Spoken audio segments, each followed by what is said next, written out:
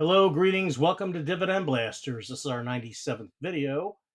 Topic today, ETFs where NAV stays strong and your future grows. Your return shouldn't cost your capital. Covered call ETFs done smarter. That's right. Um, this to me is really a critical issue that needs to be discussed about covered call ETFs. A lot of times we hear about, hey, what's your dividend yield? What's your distribution for this ETF? Are you getting, presumably you're getting monthly? Are you getting weekly? And how much are you getting? How much cash are you clearing?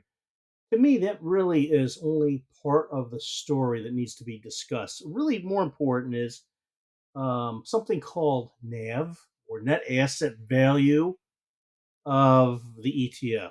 And what's key to that is NAV erosion or NAV decay. I'm going to talk a little bit about that today, give you a little bit of background on what you should be looking at when you're looking at covered call ETFs. And it's really around NAV erosion. So the objective is really to illustrate why NAV is a key consideration when comparing covered call ETFs. So, just a disclaimer, I'm not a financial advisor. What I say is not advice. It's my opinion, and it's based on my research and experience as an independent investor for more than 30 years. So, this video is for information and education. Do your own research, do your own due diligence before making any major financial investments. So, a little bit of background, and most of you know this. What is a covered call ETF? It's an exchange traded fund that invests in stocks. It generates additional income by writing or selling call options on those stocks. So typically, these ETFs are investing in dividend stocks. They're receiving dividends, they're passing them through, but that's only part of it. Usually, a more significant part of what you get if you invest in a covered call ETF are the premiums that they earn from selling covered call options. The call options are, quote, covered because the ETF already owns the underlying shares. This strategy allows the fund to collect option premiums, just what I said, in addition to the dividends, which are typically distributed to investors as enhanced income. Okay, so what are some of the key benefits or features of a covered call ETF? Really, there's four. I'll just cover them quickly. Boost income. All right, you want cash, you want to get it on a monthly basis, invest in a covered call ETF. You can generate higher yields through those option premiums I just mentioned. They can cushion your returns, especially in a flat or a slightly declining bear market. Reduce volatility. Premium income can offset some portfolio losses and add stability during market downturns. These are also good for people that are, at retirement or near retirement. They want to generate additional cash. Simplicity allows investors to benefit from options writing strategies without directly trading options themselves. I got to tell you, I believe that. That's true. I do myself love to sell covered calls on stocks. Um, and it can be quite lucrative. And it actually gives you a better understanding of how these covered call ETFs work if you've actually sold covered calls on stocks. And I've done several hundred of them, and I will continue to do them. All right, that's another story. Monthly payouts. These covered call ETFs often distribute income more frequently than typical equity ETFs. And these are favored by income focused investors. So, we all know about the dividend growth ETFs like a CHD or the index fund ETFs like a SPY or a VOO or a QQQ, which pay out quarterly. These will typically pay monthly. And we've seen more recently a number of weekly paying ETFs. And people say, hey, wow, that's great, man. I'm going to get cash every week or every month. So that is a nice seductive feature, but you really need to be aware of other things. So I'm going to talk a little bit about some of the metrics you can use to compare some of these covered call ETFs and what you need to look out for. So here's just a handful. I think there's about 10 of them here. Covered call ETFs, leading ones. I've listed the assets under management so you can see that GEPI and GEPQ are by far, they're large. 40 billion, 29 billion. They're the largest. And then there's others, a handful of others in the billions, but mostly single digits. The dividend yield, or really the distribution percentage for the last 12 months. You want to keep that in mind because we're going to start talking about some of the other metrics. So you can just see that the distribution yield for GEPI is 8.58%. And this is an average for the last 12 months, or TTM is trending 12 months. GEPQ 11.2%, QYLD managed by Global X 13.27, XYLD 13.32. A lot of these you're going to see here, they either replicate the S&P 500 or the NASDAQ 100. We have NEOS QQQI, 13.75% yield, 3.7 billion assets under management. Let's go down a little bit just for some symmetry. SPYI, the other NEOS S&P 500. And a lot of these asset management firms have many, many ETFs, but I'm covering their big ones, the S&P 500 one and the NASDAQ 100 one. But SPYI, 4.6 billion. It's a good size for fairly new. They've been around a couple of years. A little under 12% dividend yield. And then, of course, we have Goldman Sachs, GPIX, and gpiq. Dividend yield is a little bit lower. Their focus, and if you listen to the last couple of videos I've talked about, is really more on price appreciation. They're income focused, but less income focused, whereas NEOS and a lot of the others are really more income focused. So the options writing strategy varies, and that is really important. I'm not going to really talk about option writing strategy today. I'm really going to talk about, because I've done that in other videos. You can go back and listen to those. Here I'm talking about the distribution yield and the NAV. And I'm going to get to that in a little bit. But here I'm also showing you year-to-date price return, which is partially important. What's really more important is the year-to-date total return, but price return is important. And of course, the expense ratio. So we're going to come back to part of this chart. This is a good reference chart to look at. But I want to cover a few more principles, and I'm going to dig a little deeper into something we will talk about around NAV, or net asset value. So what are some key considerations and issues of covered call ETFs? And there's 5 of them, and I'm going to focus on one today. Limited upside, and we've talked about this before. Basically, it's a trade-off. When you buy a covered call ETF, your gains are capped because the shares are sold at the strike price if the options are exercised. So we've talked about this. Let's say you yourself are selling an option on a stock, a covered call option, and you are setting a strike price for X dollars, and you're basically taking a risk that basically says, hey, listen, I don't think the market price is going to breach that strike price. Not going to happen. And for the duration of this option period, I'm going to presume that's not going to happen. The option is going to expire worthless, and I'm going to keep my shares. The option will not be exercised. I also will keep the premium for selling the option. Okay? What's the flip side of that? The flip side of that is the market price does breach your strike price. It's going to keep going. Okay? Let's say you set a strike price of X dollars.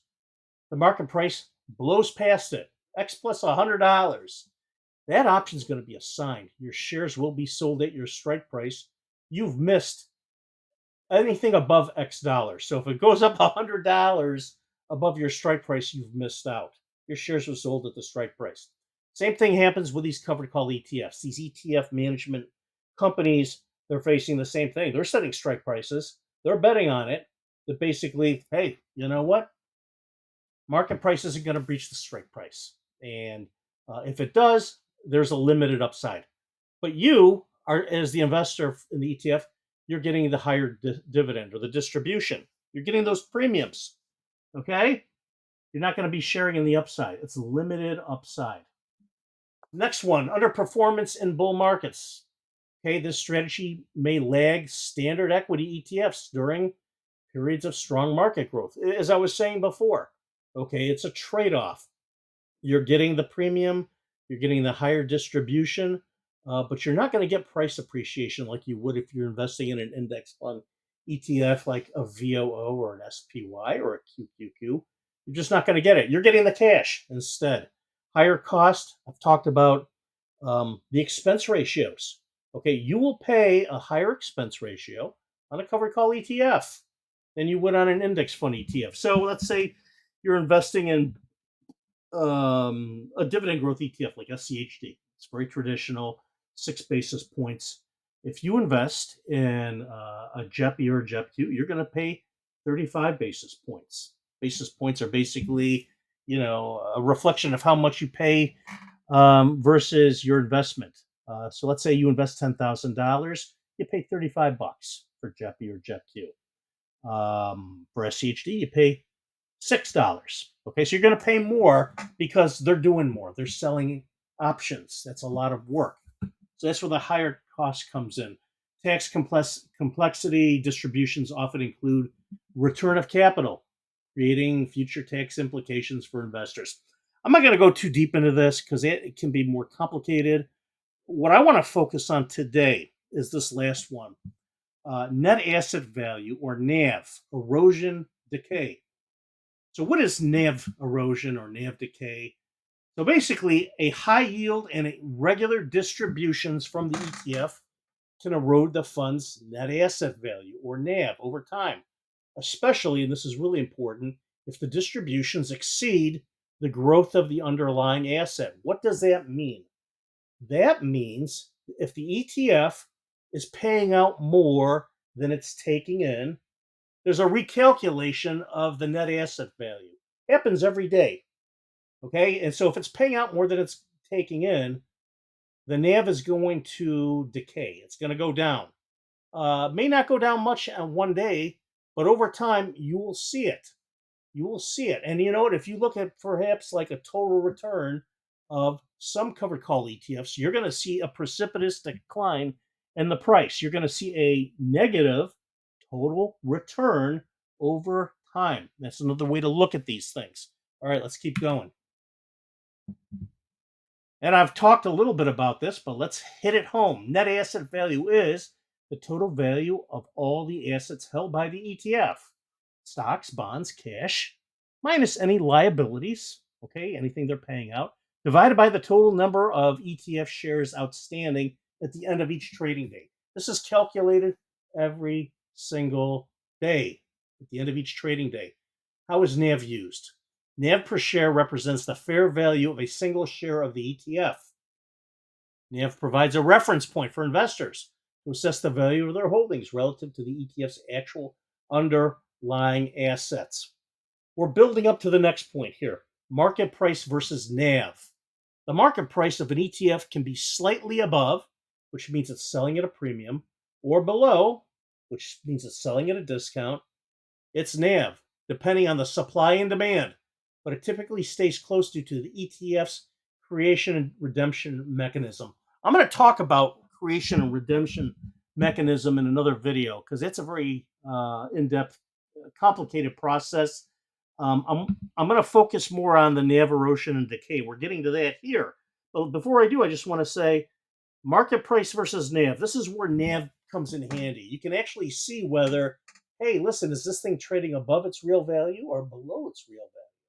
If it's trading above, maybe I'm not going to buy. If it's trading below, maybe it's a bargain and I'm going to buy. And if it's trading above, or I'm sorry, if it's trading below, why is it trading so below? Is it a buy for good reasons, like it's a bargain, or is there real NAV erosion going on?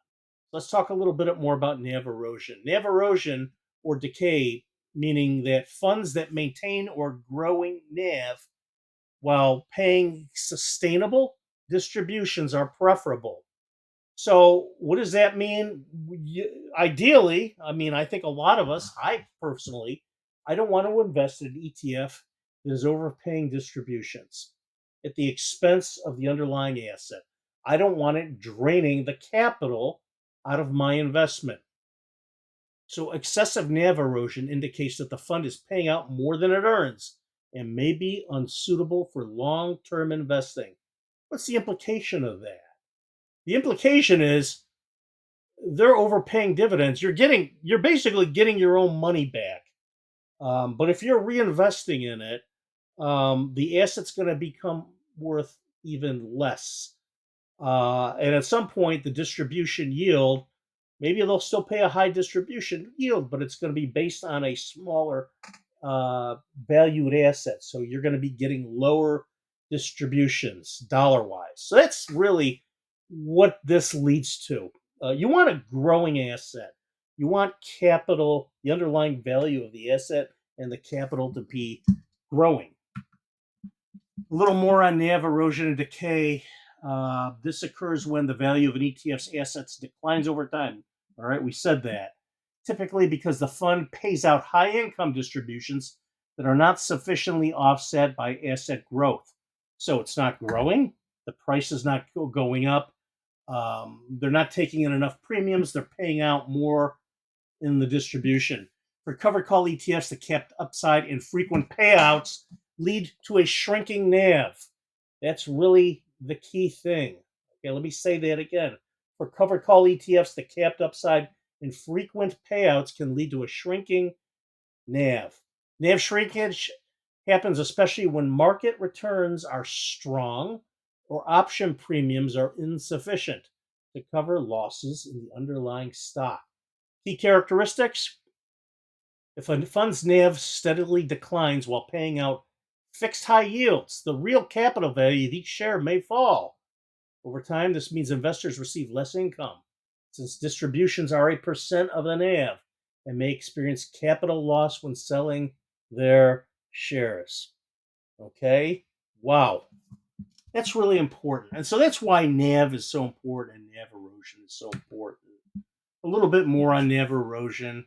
This is typically measured by tracking the fund's NAV per share over time, adjusting for distributions.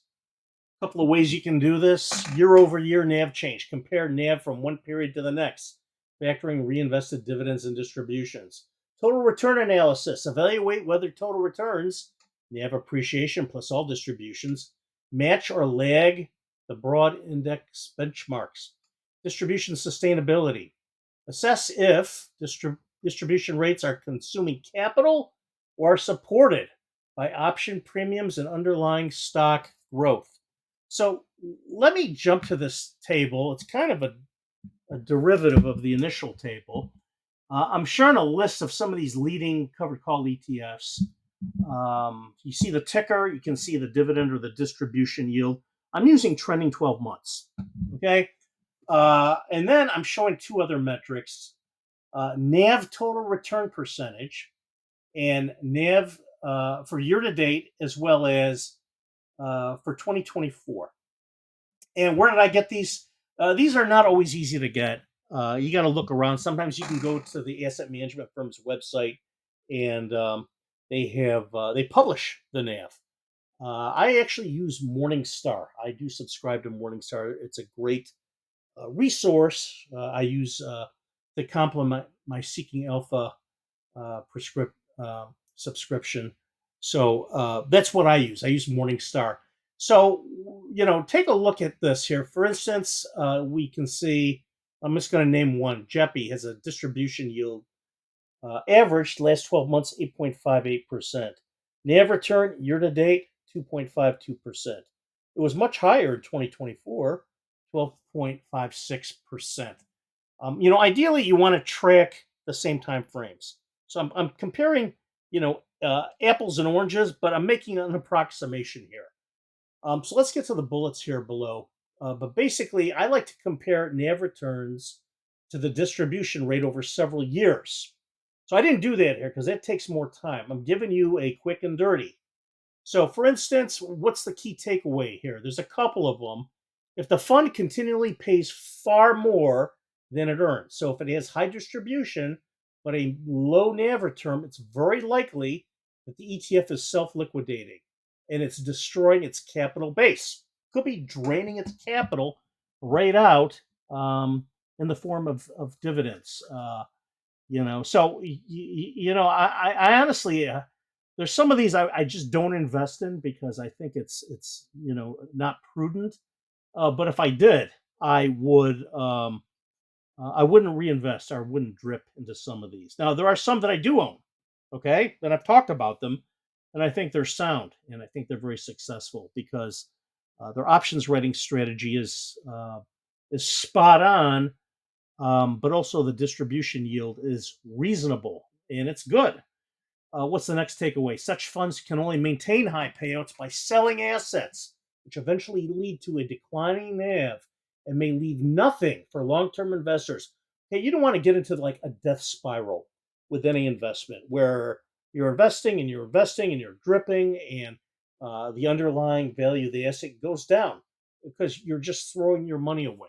So just so what I see here is if I look at a dividend or a distribution yield, and I'm just going to take a couple of them that kind of stick out, and I actually used to own these a while ago. A couple of weekly payers by Roundhill, XDTE and QDTE. They have distribution yields of 28.5% and 36.16%, respectively. Okay, QDTE or XDT and QDTE. Look at the total return year to date, it's much less 4.89% for XDTE, 9.44% for QDTE. Morningstar didn't publish a NAV total return um, for those two. I can get total return, but I don't have NAV total return. But I'm going to presume they're probably close. I'm going to show you a little bit more of that. When you look at the next two under SMAX, so GPIX and gpiq, distribution yield 8.2% and 9.9%. Look at the NAV total return for those two 8.19%, 11.03%. Those to me are a better illustration of what I want.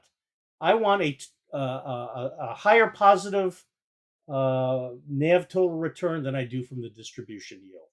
Okay, I don't want to get a dividend or a distribution at the expense of the underlying capital. And if I see, for instance, a NAV total return which is much less than the distribution yield, to me that's a red flag.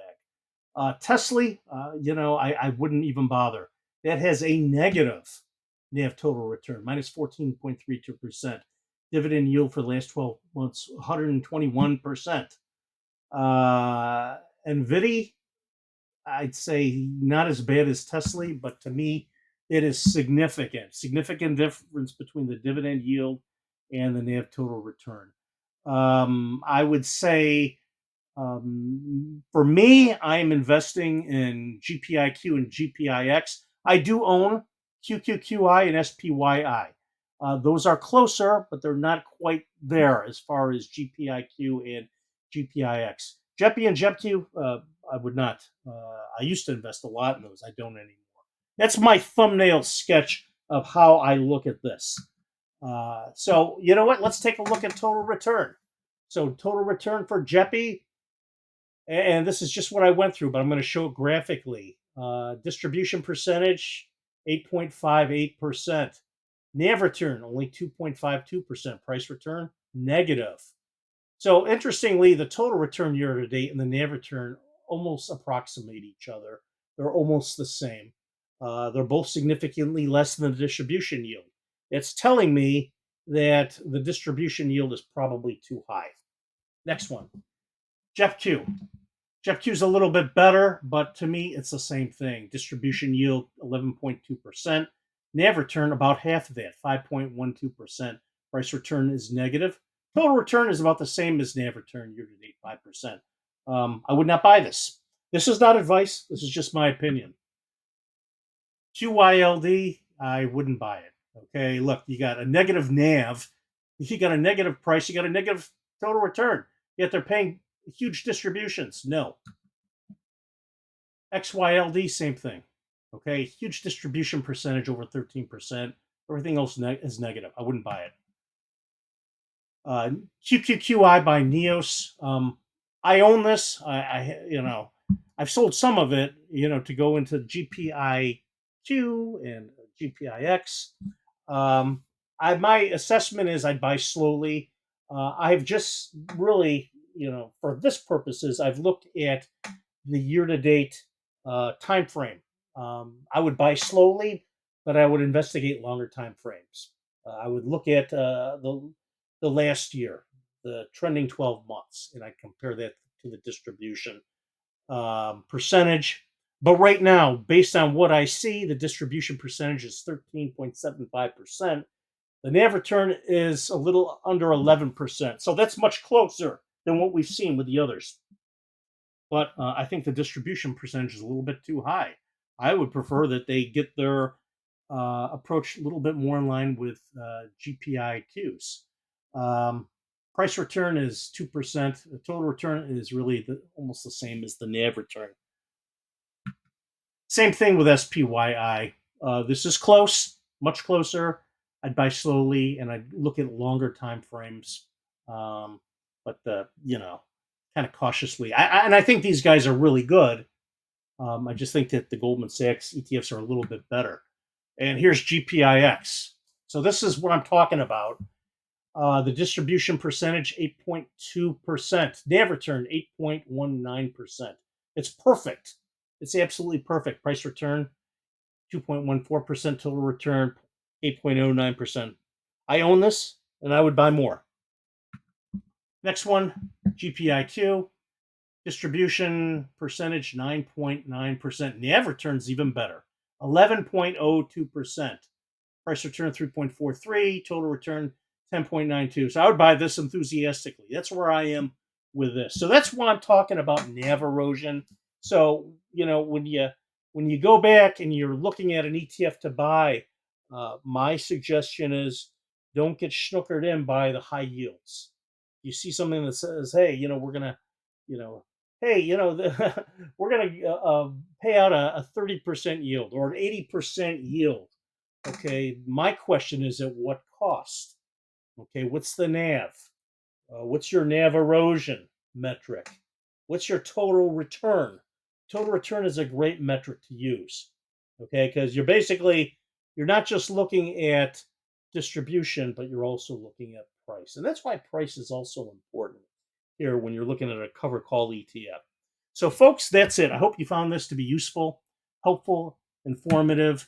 Before I close out, just a friendly reminder that as an affiliate partner of Seeking Alpha, you can check out these links and click on them to subscribe to premium Alpha Picks subscriptions, as well as a bundle, which is a little bit of both. I am a subscriber, long time.